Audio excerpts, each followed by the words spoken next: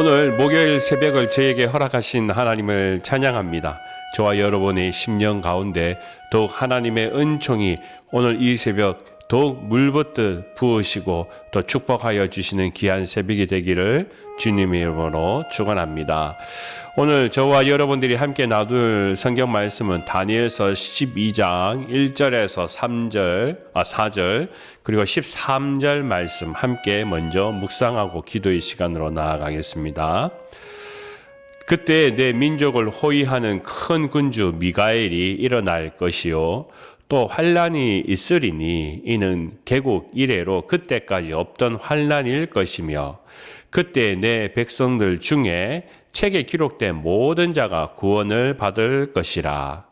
땅의 티끌 가운데에서 자는 자 중에서 많은 사람이 깨어나 영생을 받는 자도 있겠고 수치를 당하여서 영원히 부끄러움을 당할 자도 있을 것이며 지혜 있는 자는 궁창의 빛과 같이 빛날 것이요 많은 사람을 옳은 대로 돌아오게 한 자는 별과 같이 영원토록 빛나리라. 다니엘아, 마지막까지 이 말을 간수하고 이 글을 봉함하라. 많은 사람이 빨리 왕래하며 지식이 더하리라. 너는 가서 마지막을 기다리라. 이는 내가 평안히 쉬다가 끝날에는 내 몫을 누릴 것임이라. 아멘. 하나님의 말씀입니다. 말씀을 주신 하나님께 감사드립니다. 아멘. 우리 말씀 앞에 먼저 기도드리겠습니다. 아버지 하나님, 오늘 목요일 저에게 하나님의 크신 은총이 함께하여 주셔서 비록 다니엘서의 말씀, 우리가 읽는 이 말씀이 상당히 난해하고 어려운 말씀이라 할지라도 오늘 우리가 읽은 이 말씀 속에 은혜의 빗줄기 또 하나님의 말씀을 붙들고 기독케 하여 주시기를 기도하곤 합니다.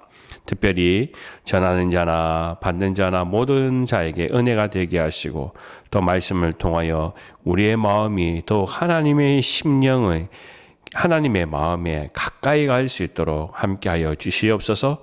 감사드리며 거룩하신 예수님의 이름으로 기도드립니다. 아멘. 네, 오늘 성경 말씀은 다니엘이 본 환상 가운데 네 번째 보여지는 환상의 일부분을 우리가 읽고 있습니다. 그리고 오늘 이 말씀 가운데 네 번째 환상이 일어나는 장소가 있는데 그곳이 어디 있느냐 하면 성경의 말씀에 보면 힛대길 강가라고 적혀져 있습니다. 이 힛대길 강가라는 곳이 도대체 어디 있냐?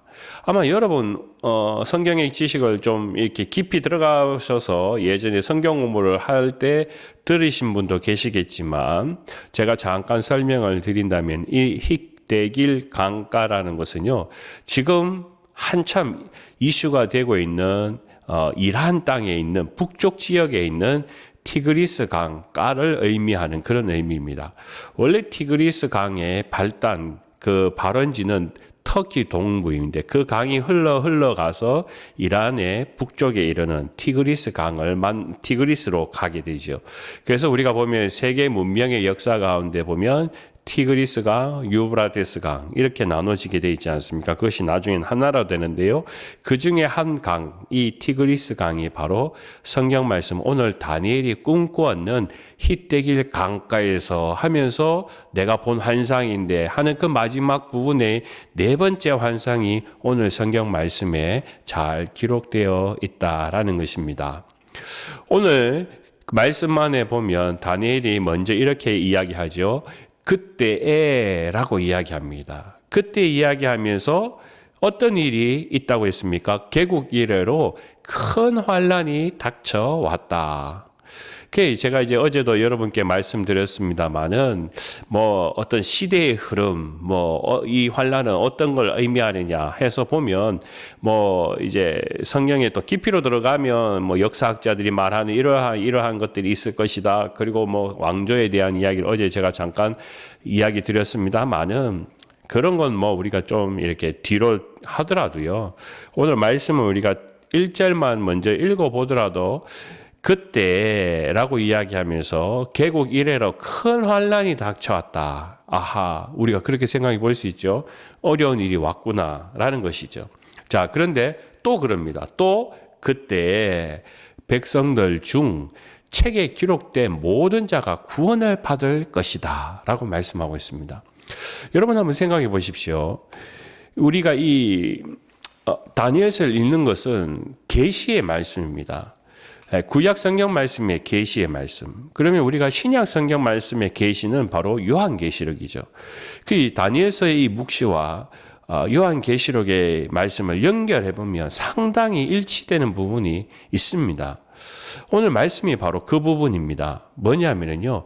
오늘 우리가 방금 제가 이야기한 내 백성들 중 책에 기록된 모든 자가 구원을 받을 것이다. 요한계시록에도 이런 말씀이 있던가요? 예, 있습니다. 요한계시록 21장 27절 말씀을 우리가 다시 한번 읽어보면요. 이렇게 기록되어 있습니다.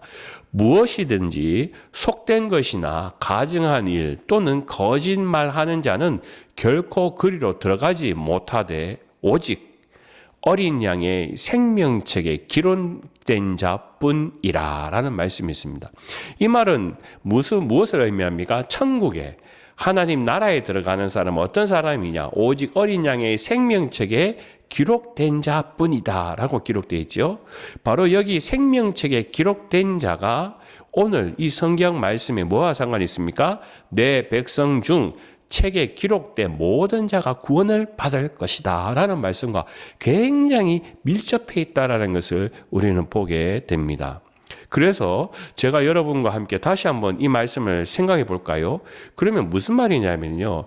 오늘 이 성경의 다니엘서는 계시록의 말씀에 이 묵시가 똑같다라는 겁니다. 그러니까 마지막 때가 되었을 때 요한계시록에는 분명히 하나님 나라의 생명책에 기록된 사람은 하나님 나라에 들어가는 것. 그럼 요한계시록뿐만이 아니라 다니엘서에 기록된 계시록의 말씀, 이 묵시록의 말씀도 마찬가지라는 것을 우리가 생각해 볼 수 있다라는 것입니다. 그래서 오늘 이 성경의 말씀은 뭐에 대한 이야기냐? 결국 말세의 대환란, 최후의 심판에 관한 예언이다라고 이야기할 수 있습니다. 그래서 저와 여러분들이 마치 요한계시록의 말씀에 오늘 읽은 이 말씀처럼 오늘 계시록의 이 다니엘서의 말씀을 생각해 보면 아주 정확하게 들어맞는 것을 알게 됩니다. 자, 그래서 제가 여러분에게 2절 말씀을 한번 더 읽어보라고 권면의 말씀을 드립니다. 제가 2절 말씀을 다시 한번 읽어볼까요? 땅의 티끌 가운데에서 자는 자 중에서라고 말씀하고 있습니다. 그 계시록에도 보면 우리가 종종 자는 자들에 관하여서라고 이야기하고 있지 않습니까? 오늘 여기 다니엘서의 말씀 가운데에도 땅의 티끌 가운데에서 자는 자 중에서 이 티끌이라는 것은 세상의 끝을 의미합니다. 그러니까 죽은 자라는 것을 이야기하는 것이죠. 우리 육체는 모두 다가 다 흙으로 돌아가는 존재들입니다. 계시록은 이들에 관하여서 분명히 심판이 일어난다라는 것을 이야기하면서 육체의 부활을 우리에게 드러내고 있습니다. 오늘 여기 이 다니엘서도 우리가 가진 육체의 부활을 이야기하는 그런 장면이기도 합니다. 그렇죠? 잠자던 자, 자던 자들 중에서 깨어난다라고 이야기하지 않습니까?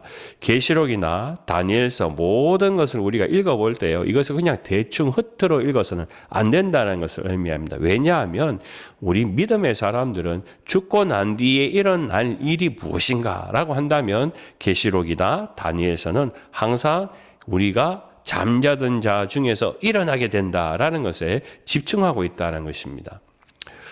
여러분, 우리가 이 세상에 살고 있을 때 가장 무서운 것이 무엇인가? 사실 로마서의 말씀만을 우리가 읽어보면 로마서 5장 17절 말씀에 이렇게 기록되어 있습니다. 한 사람 아담의 죄를 인하여 사망이 그 한 사람으로 말미암아 왕노릇하였은즉이라고 이야기하고 있습니다. 여기에 보면 이 세상에 왕노릇하는 존재가 무엇이냐라고 이야기하면 사도 바울은 그것이 바로 사망이라고 이야기하고 있습니다. 사망이 우리의 눈앞에 어른어른거리면 보통 사람은 다 덜덜덜 겁을 먹게 되어 있습니다. 왜 그렇습니까? 사망이라는 것은 우리가 볼 때, 육의 눈으로 볼 때 끝이라는 것을 의미합니다. 이별이라는 것을 의미합니다. 죽음이라는 것은 더 이상 내가 이 땅에 존재하지 않음을 나눕니다. 그렇기 때문에 그 사망만 생각해 보면 우리는 상당히 공허함을 느끼게 되고, 그 공허함이라는 것은 죽고 싶지 않다라는 생각을 우리 모든 인간들은 하게 됩니다. 특별히 믿음이 없는 자에게는요, 사망이라는 것은 두려운 것입니다. 그렇기 때문에 내가 모든 것을 이 땅에 두고 없어진다. 그거 상당히 슬프고 아픈 일입니다. 그렇지 않습니까? 여러분도 저도 예수를 믿기 전에는 다 이와 비슷한 마음들을 우리가 솔직하게 가지고 있었습니다. 그런데 믿는 자, 예수 그리스도를 나의 구주로 고백하는 자의 축복이 무엇이냐? 그것은 바로 육신이 죽고 난 뒤에 다시 깨어난다. 오늘 2절 말씀에 깨어나는 자라고 이야기하지 않습니까? 그래서 믿는 자들에게는 죽음이라고 말하지 않고 잠잔다라고 우리는 해석합니다. 잠을 자면 내일이 분명히 있습니다. 우리는 다시 일어납니다. 우린 그 믿음이 있습니다. 그렇기 때문에 오늘 잠을 자더라도 푹 잘 수 있습니다. 만약에 오늘 밤에 잠들면 내가 없어지면 어떻게 하지? 내일 일어날 수 있을까? 염려하고 그렇게 아파하는 사람 또는 그 죽음에 대해서 두려워하는 사람은요, 잠을 자지 못합니다. 내일에 대한 소망, 내일에 대한 믿음이 없기 때문에 그렇습니다. 다니엘서의 말씀은 요한계시록과 아주 흡사한 부분은요, 바로 이 메시아를 두고 두 가지 중에 우리는 분명히 선택해야 된다라고 말씀하고 있습니다. 그것이 오늘 2절 말씀에 또 기록하고 있습니다. 보십시오. 영생을 받는 자도 있겠고 수치를 당하여 영원히 부끄러움을 당할 자도 있을 것이며 라고 했습니다. 우리가 사망의 끝에 가고 난 뒤에 잠을 잡니다. 근데 잠자고 일어난다고 하지 않습니까? 그것을 우리는 영생을 받는 자도 있겠고 라고 했습니다. 또한 나머지 종류는요, 수치를 당하여 영원히 부끄러움을 당할 자도 있겠다라고 이야기합니다. 분명히 두 가지로 나눠진다는 것을 이야기합니다. 사도행전 24장 15절 말씀에 보니까 바울은 우리에게 이렇게 부활에 관하여서 이야기하고 있습니다. 저희의 기다리는 바 하나님께 향한 소망을 나도 가졌으니 곧 의인과 악인의 부활이 있음이라 함이라. 여러분, 여기에 말씀해 보면 사람이 사망을 당하였습니다. 그러면 우리 모든 사람은 잠자지 않습니까? 그런데 잠자는 사람들에게 예수 그리스도께서 부활을 주시는데요, 그 부활의 의미가 두 가지로 나눠지게 된다는 것을 바울은 이야기하고 있습니다. 첫 번째, 의인의 부활. 두 번째, 악인의 부활이라는 겁니다. 오늘 이 다니엘서 2절 말씀에서 이야기하는 이것은 무엇을 이야기합니까? 의인의 부활과 악인의 부활이 다르다라는 것을 말씀하고 있습니다. 그래서 영생을 얻는 자도 있겠고 수치를 당하여 영원히 부끄러움을 당할 악인의 부활도 있다라고, 마지막 때에 그 일이 일어난다고 우리에게 분명히 오늘 다니엘서를 통하여 드러내고 있습니다. 자, 여러분, 저와 여러분들이 기억할 것이 무엇입니까? 또 명심해야 될 것이 무엇입니까? 우리가 주님의 부름을 받아서 죽음 이후에 깨어났을 때 우리가 과연 의인의 부활 속에 속할 것이냐, 아니면 악인의 부활 속에 있을 것이냐. 우리는 정녕 그럼 악인의 부활이 무엇입니까? 라고 이야기했을 때 오늘 성경 말씀 2절이 바로 그 답이 된다는 것입니다. 수치를 당하여 영원히 부끄러움을 당할 자가 바로 악인의 부활이라는 것입니다. 그래서 저와 여러분들이 이 부활이라는 것을 이야기할 때 영생의 부활, 곧 의인의 부활, 여기에 우리가 속해져 있고 그 믿음을 지켜가는 자 얼마나 마음이 행복하고 편한지 모릅니다. 그런데 부활했다. 근데 그 부활이 진짜 의인의 부활이냐, 아니면 부끄러움을 당할 부활이냐, 악인의 부활이냐, 이거는 완전히 판도가 달라지게 된다라는 것을 말씀합니다. 자, 그래서 오늘 성경 말씀만 해보면 이 3절 말씀을 우리가 생각해 보면요, 우리가 그렇게 의인의 부활 속에, 영생의 부활 속에 참된 행복을 누리고 기쁨을 누리는 자에 해야 할 의무가 있다. 그것을 다니엘서는 꿈을 통하여서 우리에게 제시하고 있습니다. 그게 뭐냐면 고린도전서 말씀 안에 보면 1장 21절 말씀인데요. 오늘 우리가 이 성경 공부를 하면서도 우리가 함께 나누었던 부분이었습니다. 우리 안일영 이사님께서 그 말씀을 함께 나눠주셨는데요. 뭐냐면 이렇게 기록되어 있습니다.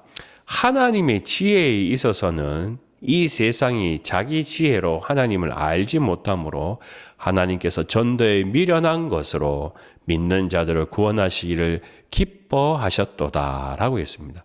여러분 3절 말씀을 딱 처음에 지혜 있는 자라고 말씀하고 있지 않습니까? 여기에 지혜 있는 자라는 것은 세상의 지혜에 있는 자를 이야기하는 것이 아닙니다. 지식을 더 많이 가지고 있는 자가 아닌 것을 우리는 잘 압니다.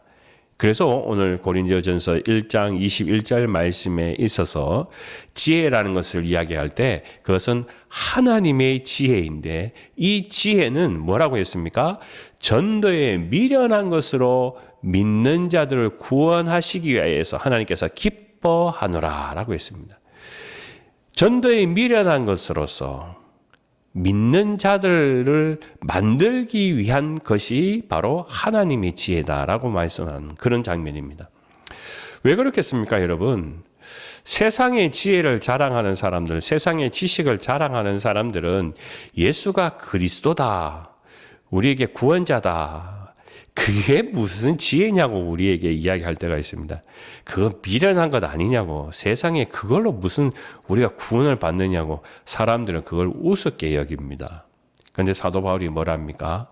진정한 지혜라는 것은 예수 그리스도가 우리의 구주라는 것을 믿는 것, 우리가 그것을 선포하는 것, 그것이 세상 사람들이 볼 때는 전도에 미련한 것인지 몰라도 그 지혜를 깨닫는 자가 진정한 지혜자다라고 우리에게 가르쳐주고 있습니다.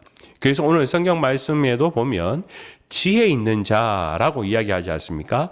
그 지혜 있는 자는 만물의 이치를 지식으로 깨닫는 자를 이야기하는 것이 아니라 복음을 믿는 미련한 자, 어리석은 자가 바로 참된 지혜자다라고 오늘 이 다니엘이 선포하고 있습니다. 그래서 보면 뭐라고 했습니까? 그 말씀에 이어서 궁창의 빛과 같이 빛날 것이요 라고 이야기했습니다. 많은 사람들을 옳은 대로 데려오는 자는 별과 같이 영원토록 빛나리라 라고 말씀합니다. 그게 바로 지혜자라는 겁니다. 그래서 오늘 말씀을 우리가 가만히 들여다보면 오늘 우리가 함께 성경 공부했던 말씀과도 상당히 연결되어 있는데요. 그러니까 하나님께서 보시는 이 지혜자는 어떤 사람입니까? 바로 잃어버린 영혼들을, 생명들을 다시 구원해내는 것. 많은 사람들을 옳은 길로 돌아오게 하는 자는 별과 같이 영원토록 빛나리라. 그게 지혜자라고 오늘 말씀에 가르쳐주고 있습니다. 그건 뭐겠습니까?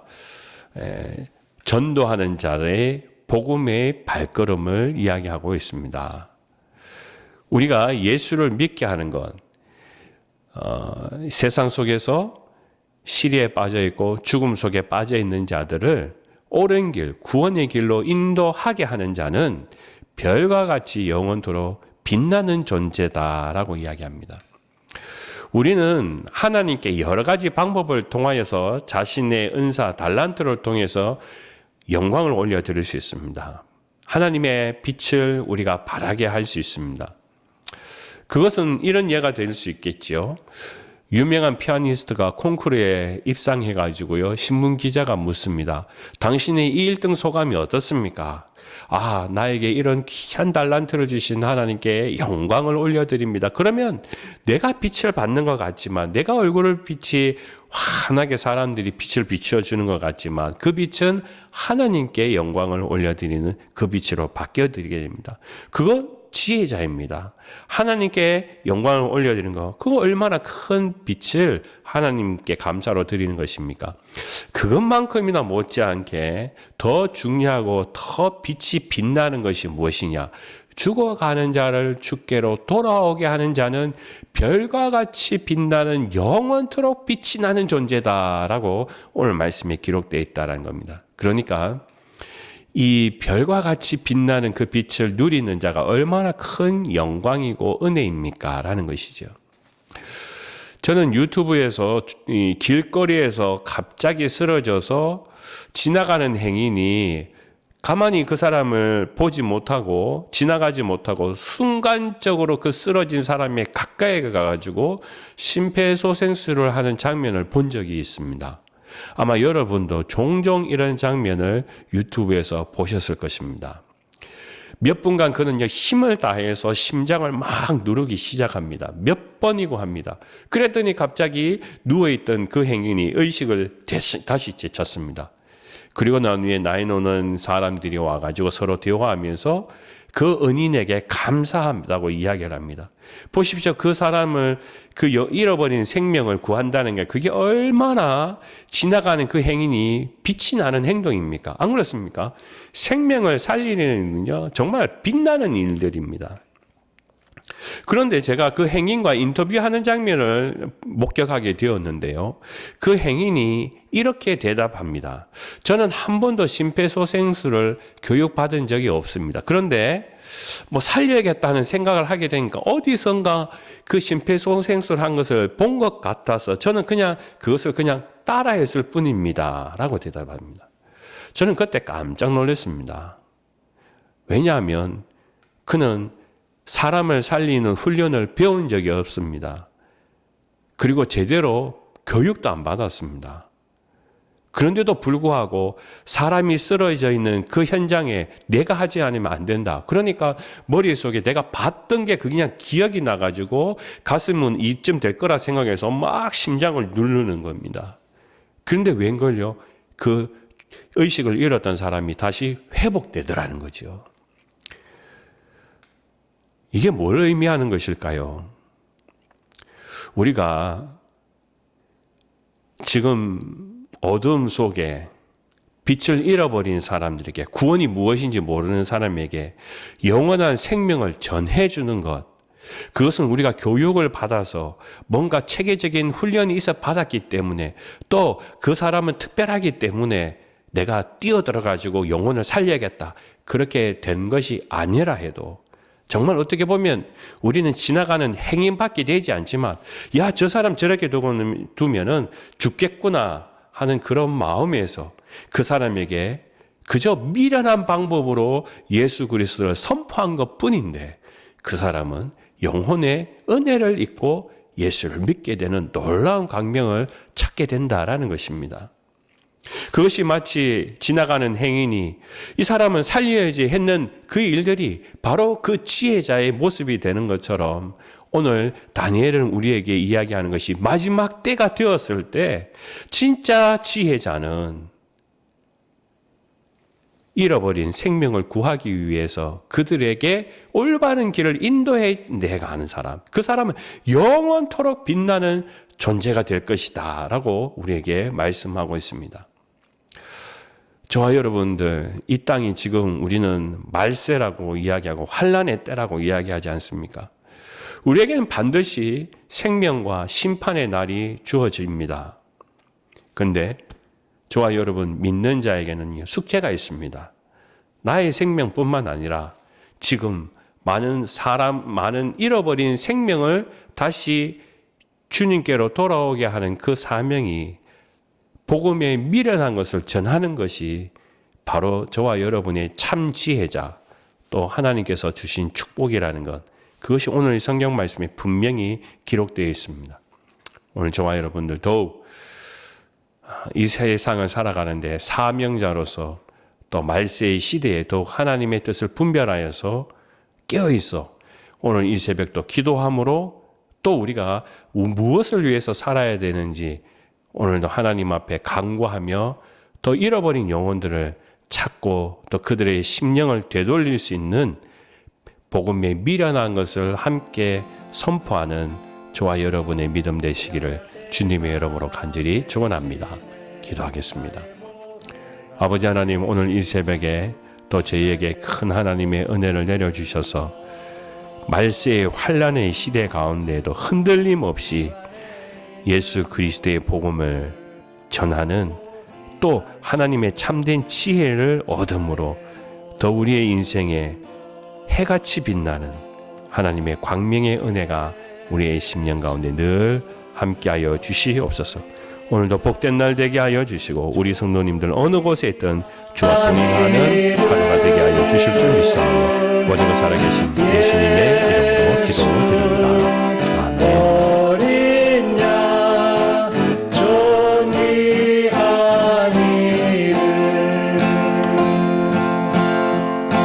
십자가 죄사하셨네 주님의 이름 찬양해 주 나의